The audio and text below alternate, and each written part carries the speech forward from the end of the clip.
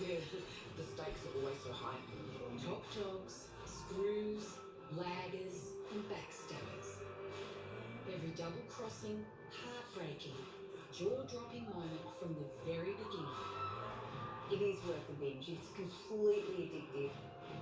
Coming back to Wentworth is like slipping on an old glove. Join us as we celebrate Australia's most epic drama, the critically acclaimed, multi-award winning global phenomenon. I feel like I'm jumping onto the shoulders of giants in this show. There's some just bloody extraordinary people on it. I'm Sia Ireland. You may know me as Liz, and this is Wentworth Behind the Bars, seasons 1 to 7.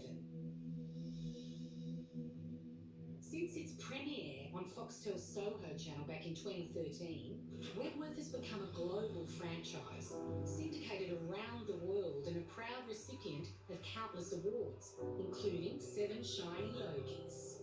I even pinched one of those myself. It's such a professional privilege to work with Foxtel. When you look back at the drama production, it's of such high quality.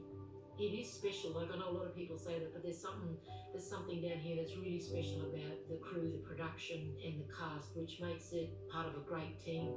I think the thing that Foxtel does, and we know for a fact, is it puts females in the centre and up in the lead. There's a great diversity to their characters and their stories, and Foxtel's commitment to that is second to none. There is a universality to the stories that we're telling, but also in the capable hands of these great actresses, it resonates across the world. The US, UK, France, Canada, Macedonia, Israel. Wentworth plays in a whopping 170 territories worldwide. Some countries even remake their own versions. Wenn du nicht den Arsch in der Hose hast, die Konsequenzen dafür zu tragen. Wow. War doch gar nicht so schwer.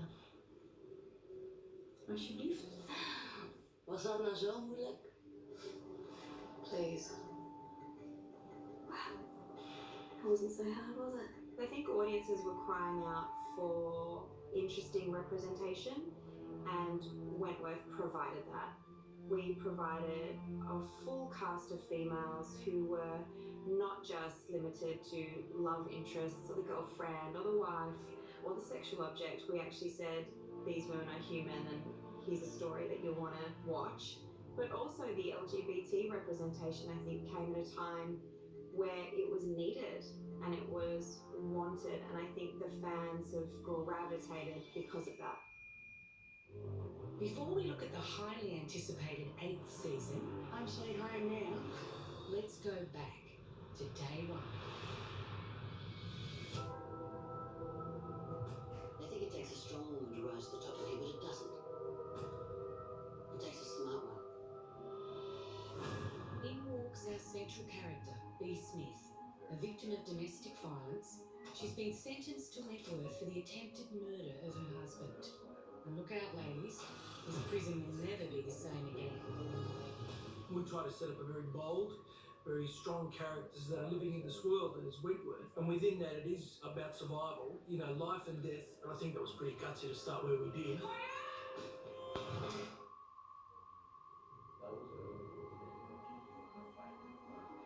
The fact that at the end of the first episode we killed Catherine Clemens, who was playing the governor, which showed to everybody, oh, this is going to be different.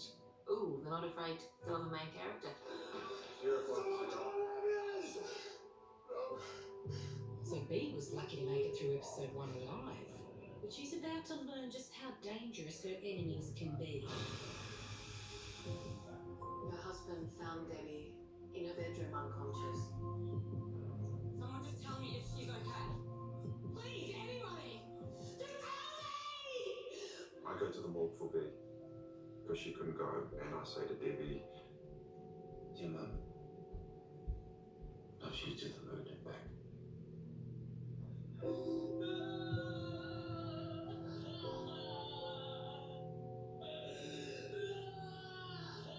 The heartbreaking death of B's daughter is the turning point for her. Now she has nothing left to lose. Oh, you're gonna pay for what you've done. I never forget the end of season 1, that shock of seeing Jax have that B stabbing her in the neck, and that sort of bleeding out moment was like, oh my god. But of course, when one villain falls, another one takes her place. Season 2 sees the introduction of the Freak. And boy, does she bring a whole new level of terror. Each and every person here will know their place. Who are you? My name's Miss Ferguson, but you can call me Governor. The nature of villainy is that it's complex, and I was relishing the opportunity to be unleashed on the Freak. I would often ask the directors of a particular scene, can you see my mustache for me? It was teetering that fine line all the time. Ferguson is a master manipulator, and she's soon using B to get to Frankie. It's in your best interest to strike first. I'll do it when I'm ready. There was a knife fight just in this laundry between Frankie and B, which was a 6-hour fight. And in the process, Nicole De Silva broke her wrist. I came away from that scene feeling like I had been in Fight Club. My favourite moment in the series, and it still thrills me to think about, was where B escapes and she emerges from the hospital doors to the outside world, and the camera spins around her as she puts on her hoodie ready to enter the world as this escaped criminal. And to this day, that moment gives me goosebumps. Now she's outside, B's on a mission to seek revenge for Debbie's death. So I want to know why you killed my daughter. In that scene, what we have is the exploration of one of the major themes of the show for me. You have B coming into prison as a hairdresser who attempted to kill her violent husband but couldn't go through with it. And then she's confronted with the prospect that this bloke has killed her daughter. Can she pull the trigger? And if she does pull the trigger, does it change her forever?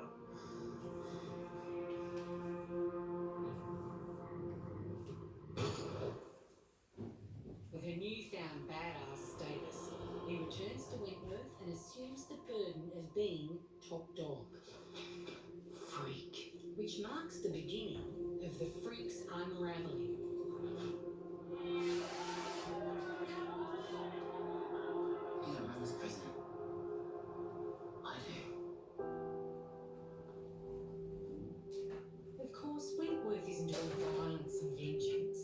There's also a whole lot of love. Oh, bless. At its heart, Wentworth is about the family.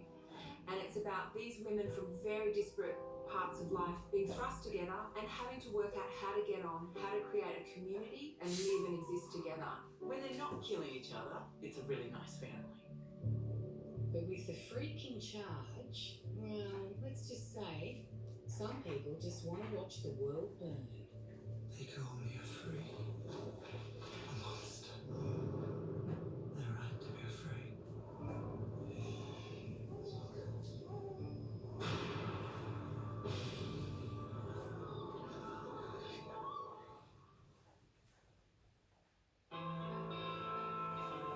So what do you do when you've burned your set to the ground? You build a bigger one, of course. Here we are, girls. Home sweet fucking home. Woo! It's an incredible set. It actually exudes a personality and a depth of darkness that invades you when you're here and you're shooting. The details in everything is so beautifully thought out that it brings you to this place that it just gives you your character instantly.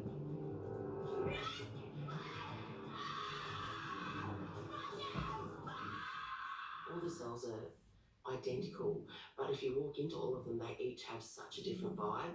And walking into mine, it taught me a lot about who Burma was. You're way better than this place. Sometimes I don't know if I am. We are. I was struck by how small it was. And I thought, oh my God, she's been here for 7 years. And this is her life. This room is her life. With a whole new set to play with, we really had some fun in season 4, especially when the latest inmate turns out to be the Freak. A very tricky thing to try to pull off. How in the world the person who'd been running that prison would end up in Teal, in that environment, and stay alive? Certainly she would have been kept in isolation, but isolation is no help to a master Machiavellian like Joan Ferguson. Oh, that's for sure. Before long, the freak's pulling the strings from the inside and has Kaz, a new inmate, and Jake, the crooked new guard, doing her bidding. I've been warned about you, Joan. Don't be too sure of anything anyone tells you, Jake. B starts to lose her influence with the women. I can see the cracks, Smith, and that means Ferguson can too. We need to remind everyone who's in charge. Because she's too busy falling in love. Everyone I care about ends up dead. You care about me. We should get back for the count. She was in a domestically violent relationship, and then she also encountered a relationship that she was a little bit confused by. She fell in love with another woman, even though she had defined herself as heterosexual. I'm not gay. I don't care what you are. Looking back on 4 seasons of Wentworth, I think my favourite scene is looking up at the clouds, and the clouds are forming seahorses. Did you know that seahorses like to swim in pairs? Do they? Yeah, they do. They link tails so they don't lose each other. We didn't realise at the time, but it became such an iconic theme for that relationship. I get sent seahorses all the time from my fans, which is so incredibly sweet. Aww. The big shocker arrives at the end of season 4, and there's no doubt no one saw it coming. It wasn't difficult to keep Bee's death a secret because we didn't have that much warning. I didn't see that coming. We had to work really hard at keeping that under wraps, and a lot of the crew didn't even know that that was going to be the final moment for that character. I don't think anyone was expecting that. It was such genius television making. I want to finish this.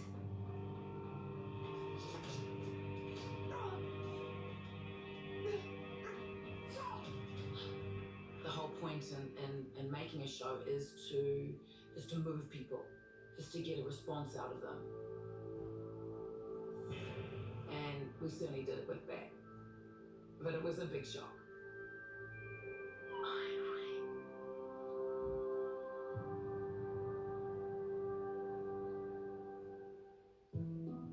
After killing off their main character, everyone was waiting to see where the writers would take Wentworth in season 5. Even when I read the scripts, I'm, oh my god, I can't wait to see what happens. You know, it's exciting television. Poor Ali. She has one very focused idea in her mind, and that is to kill the freak. And she tries.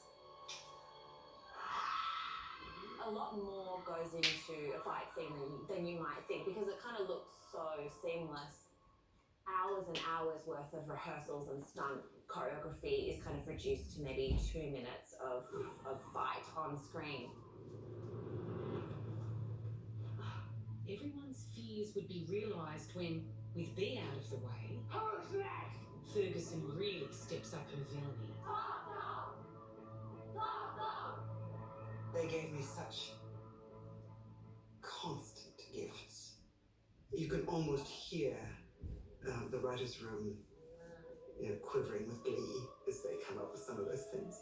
You licked your last pussy. Whoa, that really brings new meaning to Cat Got Your Tongue. It wasn't just the script we had fun with. We also tackled our most ambitious stunt yet, the car accident that happens to be a real turning point for Kaz. The most challenging scene was definitely the brawler scene. I had this big van in a rotisserie, and there was guys just pulling it because Cammy wasn't there doing her thing. And I went, wow!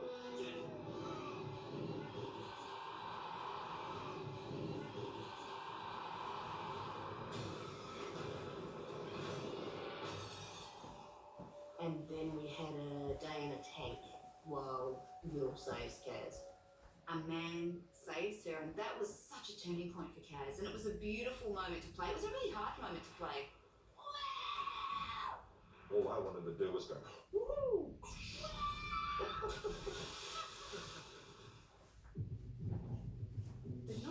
action on Wentworth takes place on the road or in the water, this season sees Vera in bed with the enemy. I feel safe with him. There's so many times I've picked up scripts and gone, Vera, you're an idiot. Don't do it. In many ways, the fans of the show have loved to hate Jake, kind of, in the same way that they love to hate Ferguson. Ah, Ferguson, what a sweet, sweet treat it is when she finally gets her just desserts at the end of the season. I wish I could have taken credit for that one. That whole time as I was bearing her, she was screaming. She was screaming at me the whole time. And you know, you can never ever get rid of something like that. Never. That'll always be there. Am I happy with where they left my character? No. No, of course not. Appalling, appalling behaviour. So, in season 6, with Ferguson out of the picture, could the writers introduce someone who'd give the freak a run for her money? You betcha. You ain't gonna fucking believe who's here. In walks Mari Winter, mother, madam, murderer. How come everyone knows you? Well, I mean, hardly everyone. Well, a few women may know me through my businesses. Oh yeah, what do you sell? Sex. Oh, I wasn't expecting that. It's the most complex character we've had in the series, in that she's a villain. And she's adorable at the same time. I missed you. Mari soon finds a formidable foe in Rita, another newbie who's hiding the kind of secrets you really don't want on the inside. Good work, detective. It was very daunting. I'm really glad that I had Rattleboy Hick with me because we'd worked together before. It's better if nobody knows about us. They ain't gonna hear it from me. To protect her sister, Rita's eventually forced to take down Mari's muscle. Ruby's out. You're fighting me. Bullshit. Let's go.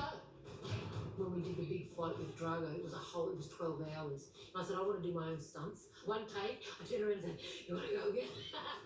I was tired, I was sore, and I just said, I'm going to take this bitch out. And I did. Myself as right away, I wish I had a big sister like her, you know. And how could we forget that healthy dose of blackmail? Who is this? That raised some really disturbing questions. Could it be the freak blackmailing from the grave? Or even worse, is she still alive? How do you know she didn't dig her way out?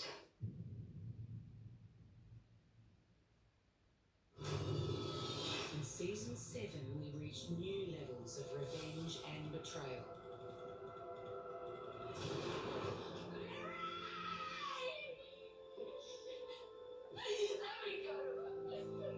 There's a great scene between Mari and Rita, where Rita finds out that it was Mari that put the hit on Ray. You killed Ray. Hey, Rita, it's okay, babe. What are you talking about? I know it was you. You put Ray in the shit. Fucking bullshit! Butchers hit Ray because of what you did.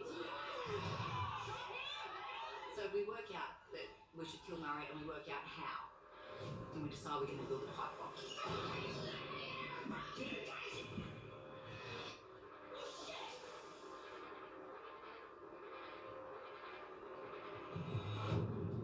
But Mari is like a cat with 9 lives. I've tried to kill her 1,000,000 times. She just won't die. You just can't kill Mari. Do you regret what you did to Murray? Kaz is actually forced to reevaluate her entire worldview with the help of Greg Miller, the new psychiatrist. She gets challenged all the time. When I was a kid, I was the victim. I was Karen. But I refused to let that be my story. And just when we thought Kaz had found peace, Wentworth delivered one of its biggest blows. There was such a sacred, spiritual, loving presence on that set that day that I didn't act that scene alone. I could feel every single crew member. I could feel them.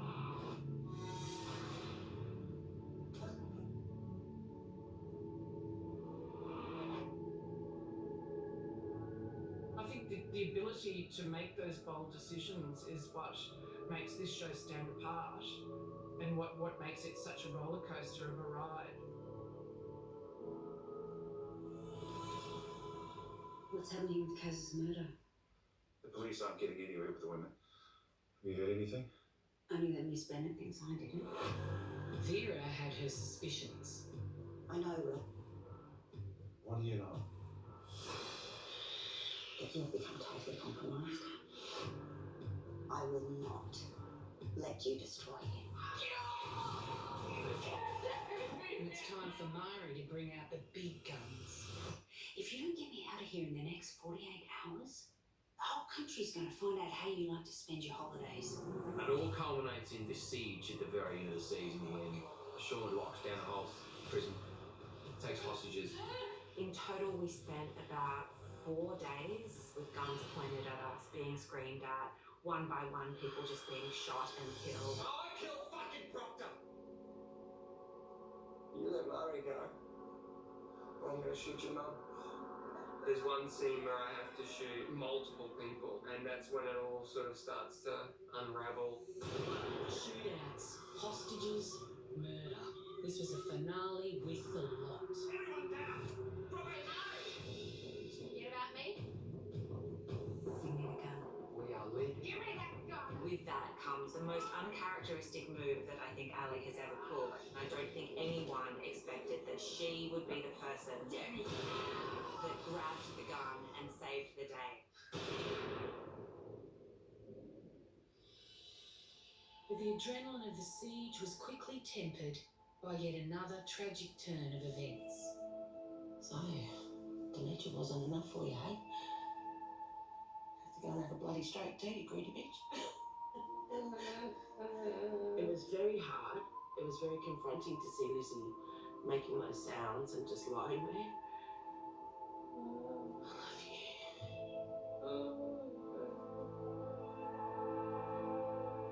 After we filmed the scene, I had the most incredible sense of peace and calm. Because it was like, yes, I want this, thank you for helping me.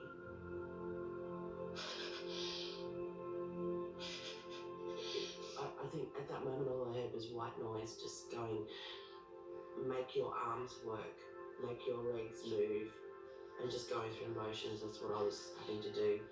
And my arms naturally wanted to start shaking, and then the other part of my actor's brain was like, please don't really smother Celia in this moment. Emotions truly ran the gamut in season 7, but there was one more earth-shattering reveal before the credits rolled.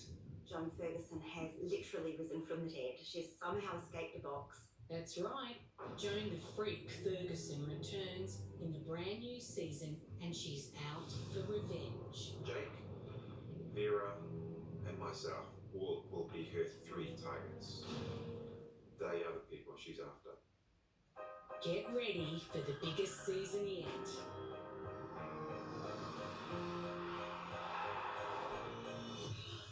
Holy shit!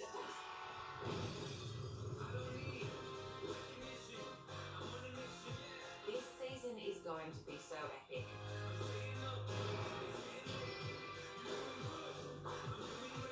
Old enemies, new faces, And I think the most twisted plot line.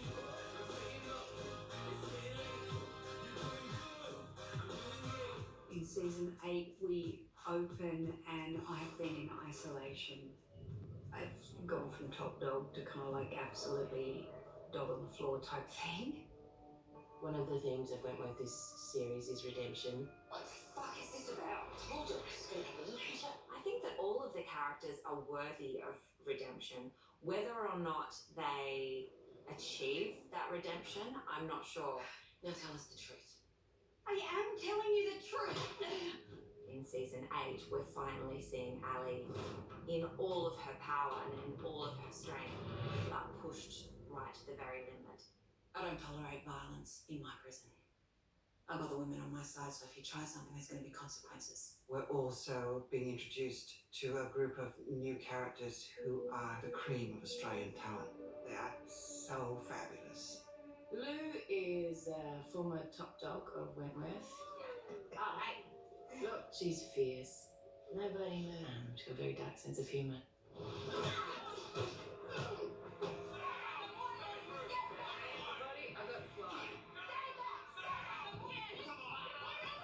And she's also wildly in love.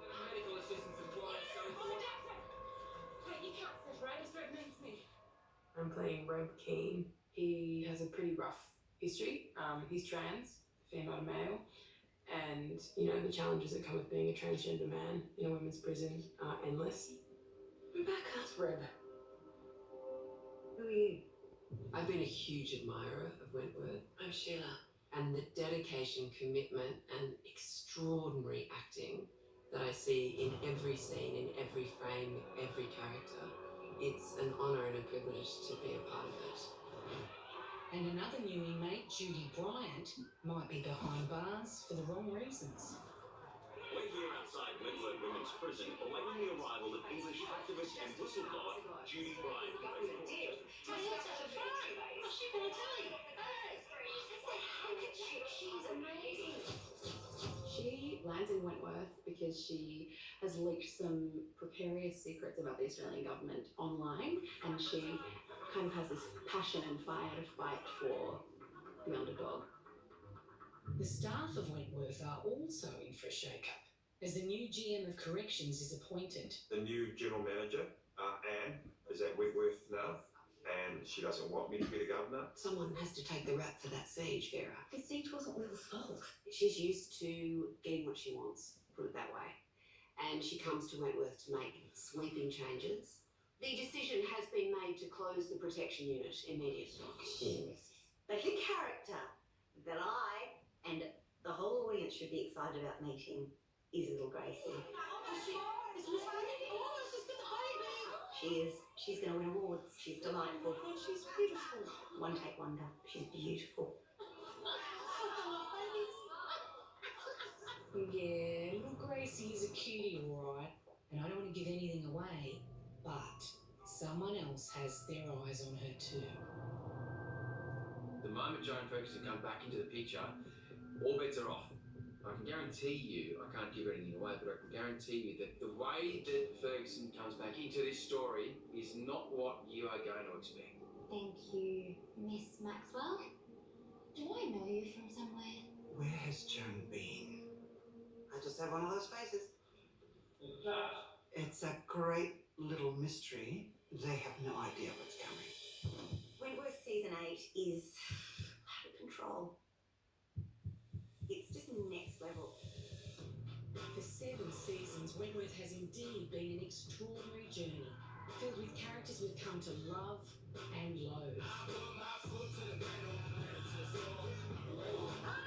But the journey is far from over, with a whole new season ready to thrill, shock, and excite audiences.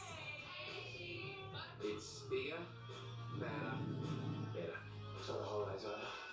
This season covers some pretty torturous and enthralling territory. It's the freak, so everybody is a target. I'm sitting there going, oh my God. So it gets pretty hectic. Are you ready?